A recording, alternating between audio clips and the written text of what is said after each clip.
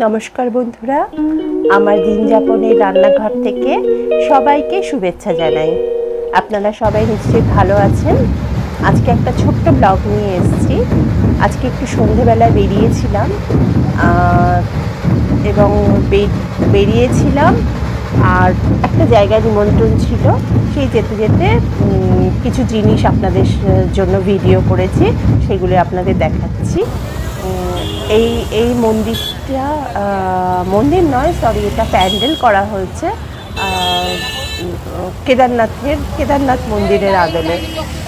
কিন্তু এত ভিড় ছিল, আমি ভেতরে ঢুকতে পারি না। এই যে বাজনাটা দেখছেন, এটা দেখেছেন ছোটো ছোটো, এটা হচ্ছে মহারাষ্ট্রের একটা ফোক বাদ্যযন্ত্র, ফোক বাদ্যযন্ত্র নিয়ে এরা মূলত গণপতি উৎসবের সময় এই বাজনাটা বাজায়। দেখেছেন এই বড় বড় ঢাকের মতো ঢোলকি, যে ঢোলকি বলে, এইটা নিয়ে এরা বাজনাটা বাজায় এবং মূলত এটা গণপতি উৎসবের সময় এই ফোক ডান্সটা হয়।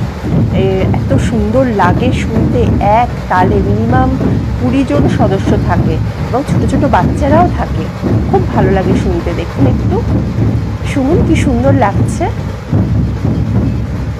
এটা আমাদের পাড়ায় মোটামুটি 10 দিন এই দলটা, মানে এই ঢোলকি নিয়ে এই দলটা প্রায় সমস্ত প্যান্ডেলেই বাজায় এবং গণপতির সময় এটা হয়। এরপরে আমরা একটু চলে গেছিলাম আরেকটা পুজো প্যান্ডেলে। এখানে আমরা মোটামুটি প্রতি বছরই যাই।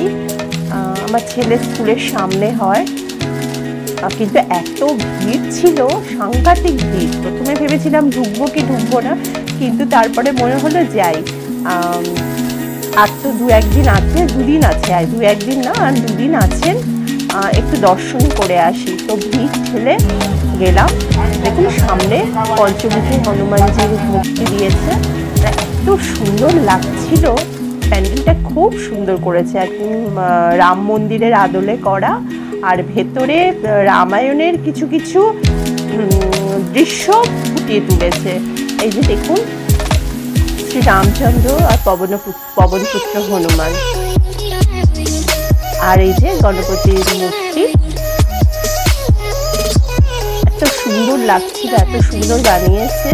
মোটামুটি এই প্যান্ডেল, মানে এই জায়গায় যারা করেন পুজো, প্যান্ডেল প্রচণ্ড সুন্দর, খুব সুন্দর করেন আর ভীষণ ভিড় হয়। এরকম প্যান্ডেল প্রায় নাগপুরে প্রতি জায়গায়, মানে এরকম এত সুন্দর বড় বড় প্যান্ডেল, এত লোক এখন নাগপুরে প্রায় অনেকগুলো আছে। মানে গণপতি যেমন আমাদের দুর্গা পুজো, ঠিক সেরকম মহারাষ্ট্রে ঠিক সেরকম গণপতি উৎসব হয়, আপনারা তো জানেন সবাই।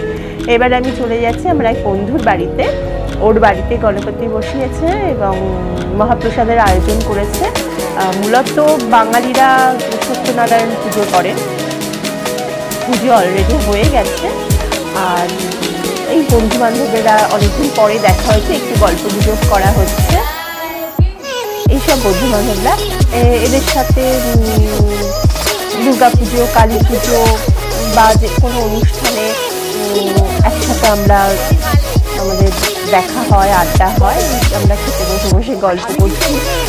মহাপ্রসাদের আয়োজন খুব ভালো হয়েছে, ভোগ ভীষণ ভালো হয়েছে। এখানে ভোগ বলে না, এখানে মহাপ্রসাদ বলে। এসব দিদি বৌদিরা সবাই মিলে গল্প করছি, তার একটু ভিডিও তুলে রাখলাম। কি সুন্দর সুন্দর সবাই সেদিন যে এসছে, দেখুন অনেকদিন পরে দেখা, তো খুব হাসি ঠাট্টা, এই সমস্ত আড্ডা, একটা সুন্দর একটা সময় কাটালাম। আর এখানে তো ভোগ বলে না, এখানে মহাপ্রসাদ বলে, ছিমছাম খুব সুন্দরভাবে। আর সব থেকে বড় কথা, আমরা একসাথে অনেক দিন পরে আড্ডা দিলাম, বেশ একটা পুজো ফিলিংস। আর এই যে ইনি হচ্ছেন আমার হোস্ট, মানে আমাদের ডেকেছিলেন, এর বাড়িতেই পুজোটা হয়েছিল, ওর বাড়িতেই আমরা গেছিলাম। এরপর তো ফটো সেশন আছেই। এবার সব বেশ সুন্দর একটা সন্ধে কাটিয়ে এবার ফেরার পালা, এবার ফিরছি। একটা ছোট্ট ব্লগ করলাম সন্ধেবেলায় বেরিয়ে। রোজ তো আর আসা হয় না, রোজকার ব্লগ ঠিক দেওয়া হয় না, নানা রকম কাজকর্ম থাকে। তো এরকমই ছোট ছোট ব্লগ নিয়ে আপনাদের কাছে আসবো। যদি এগুলো ভালো থাকে তাহলে যদি একটু ভালো লাগে তাহলে একটু লাইক, সাবস্ক্রাইব আর শেয়ার করে দেবেন। আমি প্রথম শুরু করেছি, তাই ঠিকভাবে বলতে পারছি না, এই জন্য আমাকে ক্ষমা করবেন। আর আমার পাশে থেকে আমাকে একটু উৎসাহিত দেওয়ার চেষ্টা করবেন যদি আপনাদের ভালো লাগে। তো আজকের মতো এই ব্লগটা এখানেই শেষ করছি। আর কি একটু দেখবেন, নতুন ব্লগ করছি তো, তাই ভাবছি কি জানি কীরকম হচ্ছে না হচ্ছে, কেমন লাগছে, একটু লজ্জারও ব্যাপার আছে, তাই আর কি। ঠিক আছে, তো আজকের মতো ব্লগটা শেষ করলাম। Thank you. পাশে